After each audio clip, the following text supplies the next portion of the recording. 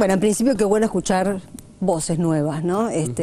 Por lo menos que no estuvieron tanto en circulación. En segundo lugar, lamento, como decía Félix, que este paquete de leyes que favorecen en una gran mayoría a los trabajadores hayan quedado en el vagón de cola de este gobierno. Me hubiese gustado que tuviesen un poco más de prioridad. En tercer lugar, ya más o menos, creo que lo que estamos viendo también es la doble vara de la legitimidad, ¿no? El gobierno que acaba de ser electo ya viene desde los medios, ¿no? Siempre haciendo el análisis desde cómo se da la información en los medios, ya goza de una legitimidad de la cual el gobierno que termina nunca gozó. Como decía Pinedo, hay que respetar al pueblo que acaba de votar, cuando ellos nunca respetaron al pueblo que votó antes, en los 3 periodos anteriores. Y finalmente, también hablando de medios, ayer escuché, bueno, lo del Frente para la Victoria también fue importante, que hubo tres diputados que lo dejaron sin quórum, ¿no? Esa fue la conflictividad de esa sesión, fueron los de La Rioja. Escuché también en estos medios decir qué es lo que había pasado, por lo menos la versión que dieron ellos fue que Macri se comunicó en determinado momento con el gobernador de La Rioja, que había habido un llamado, y en ese momento esos 3 diputados se retiraron. Ahora, esa escena de un presidente electo ofreciendo fondos discrecionales para manipular el quórum de una sesión en el Parlamento, bueno, esa misma actitud, si hubiese estado protagonizada por Cristina Fernández, ya todos nos podemos imaginar, ¿no?, la larga lista de epítetos que hubiese recibido. Y por lo menos en Intratables, ese tema, que fue por qué se retiraron los 3 diputados riojanos, qué fue lo que motivó que tuviera que fuera difícil ese quórum, ni siquiera se mencionó, porque es lo normal. Absolutamente. Siempre quise decir, tiene la palabra el Ministerio Público, ¿no? Bueno, en realidad el retiro o no retiro de los 3 diputados riojanos, hay versiones, algunas parecen muy claras de lo que podría estar sucediendo. Cualquiera que haya visto la película Lincoln sabe que aún si el camino, si el infierno suele estar tapizado de buenas intenciones, al revés también algunas buenas intenciones suelen estar alfombradas con el infierno. Digo, en este caso me parece que hay un momento de reconfiguración política muy fuerte y es muy previsible que existan defecciones en algunos bloques e incorporaciones de otros.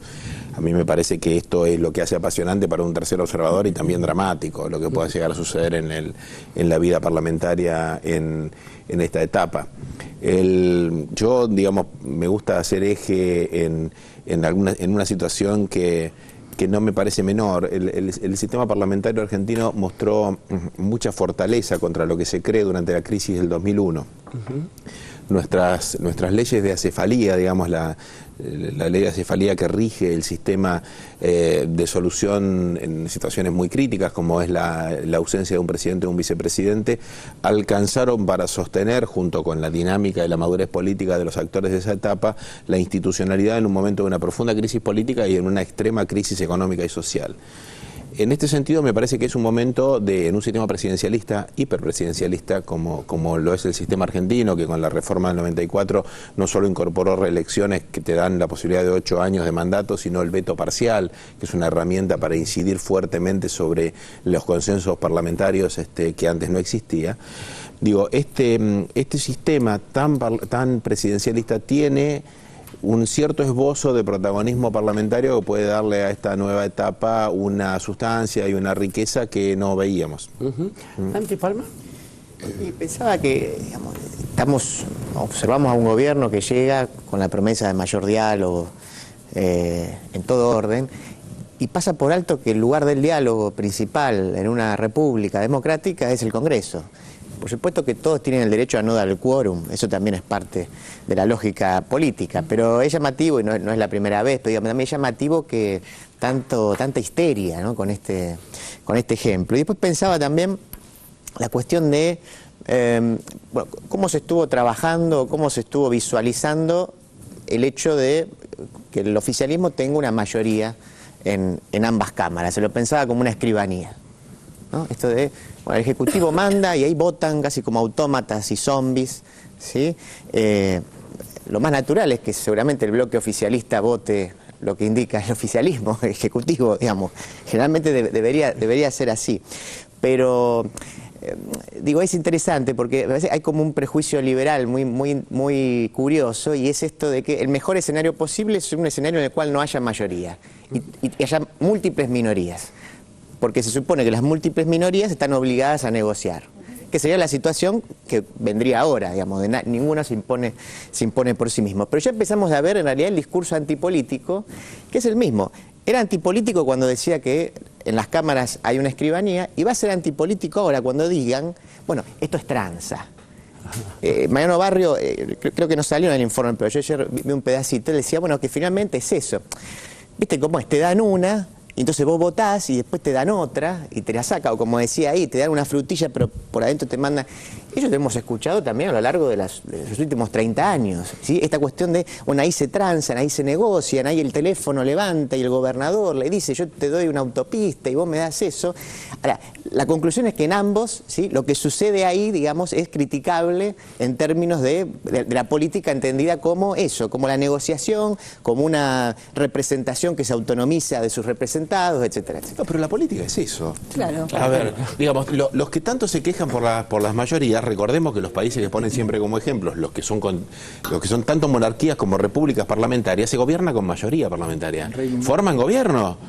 Y si no tenés esa mayoría y si entras en crisis, tenés un voto de censura y te quedás sin gobierno. Lo que existe es una dinámica distinta para siempre garantizar la gobernabilidad mediante la mayoría parlamentaria. ¿Cómo se consigue la mayoría parlamentaria? Precisamente con la negociación.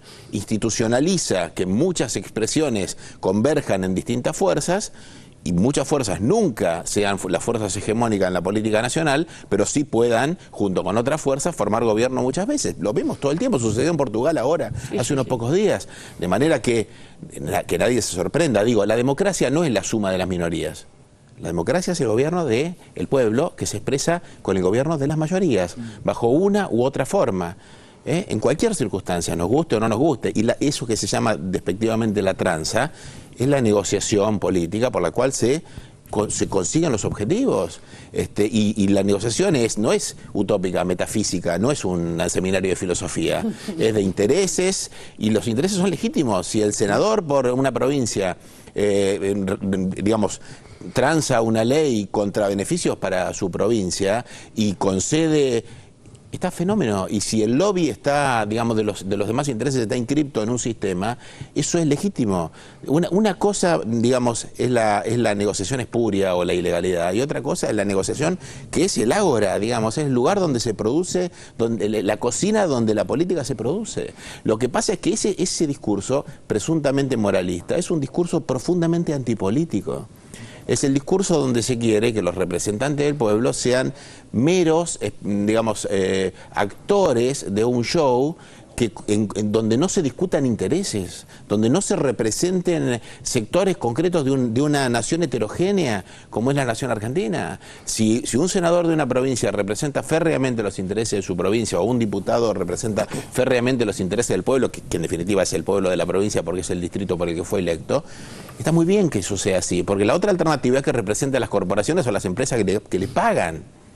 Entonces, que negocie una obra pública contra, digamos, su voto respecto de un asunto que al fin y al cabo no le compromete los principios, porque si no, no lo votaría, es lo correcto. Eso es la política, eso es la democracia.